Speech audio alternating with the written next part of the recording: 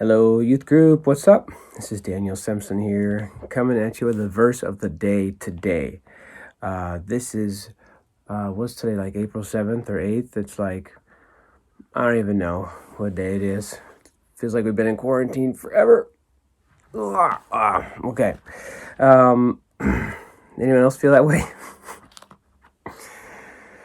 I'm at Psalm 18 today. Psalm 18. Here's what it says. There's actually a little blip in my Bible before verse 1 underneath the title that says, for the director of music, of David.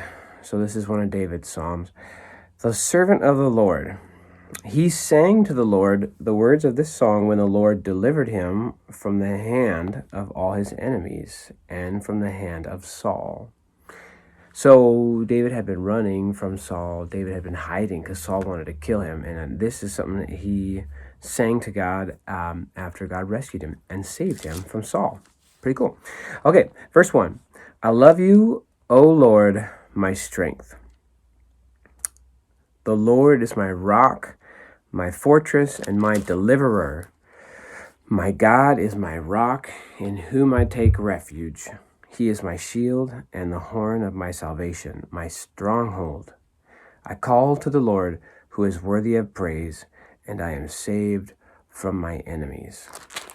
Awesome stuff. It's just Psalms 18, 1, 2, and 3. So it starts off with just a declaration of love. Verse 1 says, I love you, O Lord, my strength. Is that something we always say to God? I don't know. Do you start off your prayers with, I love you, O Lord, my strength? Man, I don't know. I don't know that I always do that. Wow. I read this and I feel like that would be a good thing to incorporate into my prayers. Just to be able to say to God, I love you, Lord. I love you, O Lord, my strength. What a great way to start a prayer. My strength. So I love you, O Lord, my strength. God is the thing that makes David strong, not himself, which maybe we get confused about that as well. I don't know if we rely on our own strength a lot, or if we just forget that God is the strongest one. There's an older worship song, you are stronger, sin is broken. You have saved me, right? And that is true. Man, God is omnipotent. He's all-powerful. He's way stronger than you. He's way stronger than me. So I love you, Lord, my strength. Verse 2, the Lord is my rock, my fortress, and my deliverer. The rock, when I think of the rock, I think of, I guess the first thing that comes to mind is Dwayne "The Rock" Johnson. But in those times, like the rock would be kind of like the cornerstone when you're building a house or any kind of structure. The cornerstone was the very first stone that you would put down in the foundation. If you've heard Wade talk about this, it's the very first one you put down. It's the biggest one for the whole foundation. You put it in the corner, and then every single other rock, because they didn't pour cement in those days and then back up the cement truck and pour a big foundation in a frame for your house. They would have to use these big giant rocks, and they'd carry them in. Put the biggest one in the corner, and then every other rock that they would put would be lined up and attached to that rock, the cornerstone. So, and the rock wouldn't move. It wouldn't go anywhere. Because if you just try to build a house on dirt, it could rain and get muddy, and then your house goes, sinks a little bit, and then all of a sudden there's mud everywhere in your house, and your house just goes, big flood comes and your house just floats down the river. You needed something strong to put your house on. And this is kind of what David is saying, God is my rock. He is the thing that I stand on, or that my life is built on. He's my rock. He is the sure thing that's not going to move. Okay, so God is my rock, my foundation. He is strong. He is the thing that's unmovable. Okay, my fortress and my deliverer. So I think another version. No, here it is. It's just the next verse. All right, the Lord is my rock, my fortress, and my deliverer. This is real for David because he was just delivered from a very bad thing. So I'm going to say for me, when I think about my deliverer, obviously I'm thinking about, you know, stay at home, order.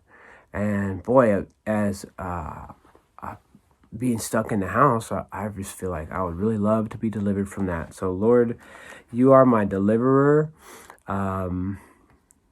Deliver me from this quarantine, God. That's what I'm thinking about. I'm just the first thing that comes to my mind in this time.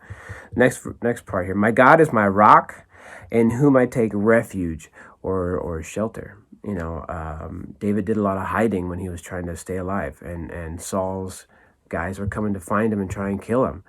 And he would hide out in caves, and he would move and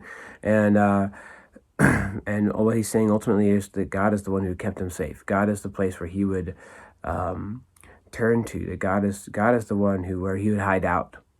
Like, God, I'm hiding out in you. Like, you are the one who's my refuge, my shelter, my place where I can be safe when everything else is not safe. He's my shield and the horn of my salvation, my stronghold. These are very big words about God. It's awesome.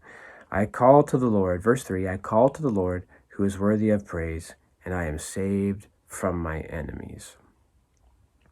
Whatever you're facing today, whatever enemies you are in your mind or you can think of, whether it's being lonely or feeling trapped inside your house or whatever it is,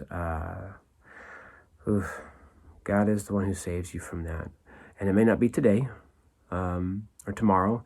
It may not be next week, but eventually we will be able to be saved from our quarantine. Boy, I feel bad even complaining about it when there are so many people that struggle with so many worse things in the world. We have friends that are our age whose parents, both parents, passed away from COVID-19 yesterday. So I don't have to deal. That's not my parents that are doing that. But it feels real when it's somebody you know. It feels very real, and I'm not scared that that's going to happen to me necessarily or anything like that. But it's a real thing. So I know that staying home is the right thing to do, and I'm going to continue to do that until we're told we can go out. But so I feel bad complaining about being quarantined when I know it's the right thing to do, but it still is a struggle all the time. But the Lord is good, and He's the one we get to turn to and trust in and put all our hope in. He's the one who will deliver us from this eventually, and we can say, "I love you, Lord." So let me just pray with you right now real quick and we'll be done. Jesus, thank you for this day. I love you, Lord, my strength. I love you, God.